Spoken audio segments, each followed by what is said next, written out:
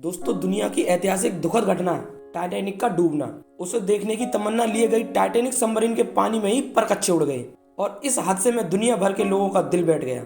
सबसे ज्यादा दुखद कहें या हैरानी इस बात की कि जिस शख्स ने डूबे हुए टाइटैनिक की आंखों से देखने का सपना सबसे पहले बुना था, वो आंखें ही इस घटना के हादसे में हमेशा के लिए बंद हो गई। अपने सपने के लिए स्टॉकटन रस ने ओशन गेट नाम की एक कंपनी खड़ी की थी।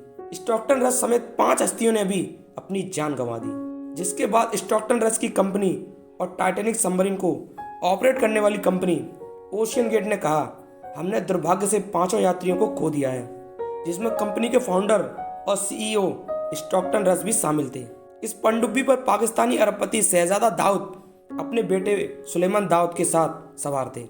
इस बीच अमेरिकी नेवी ने यह दावा किया कि उन्हें पनडुब्बी में हुए विस्फोट की जानकारी कई दिनों पहले ही लग चुकी थी। इसके बावजूद वो सबूत का इंतजार कर रहे थे।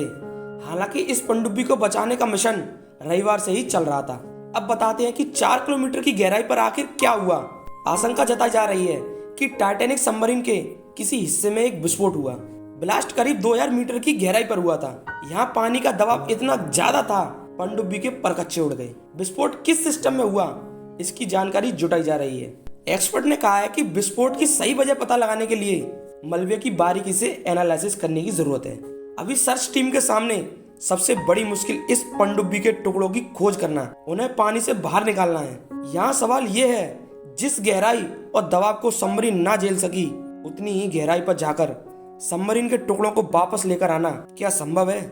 ये उस कंपनी के सामने सबसे बड़ा चैलेंज है, क्योंकि ये टुकड़े उत्तरी अटलांटिक महासागर में 4000 मीटर की गहराई में पड़े हुए हैं। यहाँ ना तो रोशनी है और ना ही साफ सतह, और सतह पर समुद्री कीचड़ का अंबार लगा हुआ है। गहरे समुद्र में पनडुब्बी चलाने वाली कंपनी ओशियन गेट ने एक बयान जारी कर पनडुब्बी में सवार 5 लोगों के प्रति शोक व्यक्त किया है। ओशियन गेट ने एक बयान में कहा, हम मानते हैं हमारे सीईओ स्टॉकटन रस, शहजादा दाऊद और उनके बेटे सुलेमान दाऊद, हामिश हार्डिंग और पॉल हेनरी नॉजुलेट को हमने खो दिया।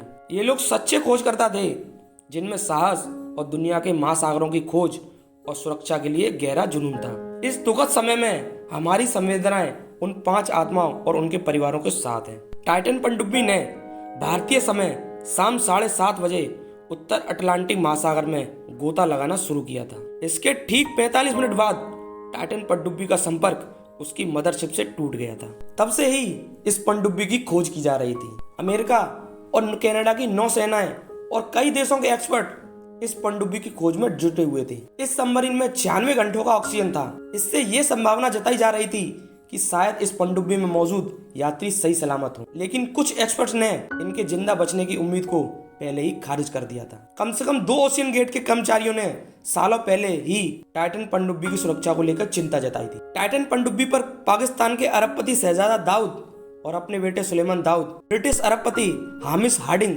French explorer Paul Henri Nargeolet और ओशियन गेट के बॉस स्टॉकटन रस सवार थे।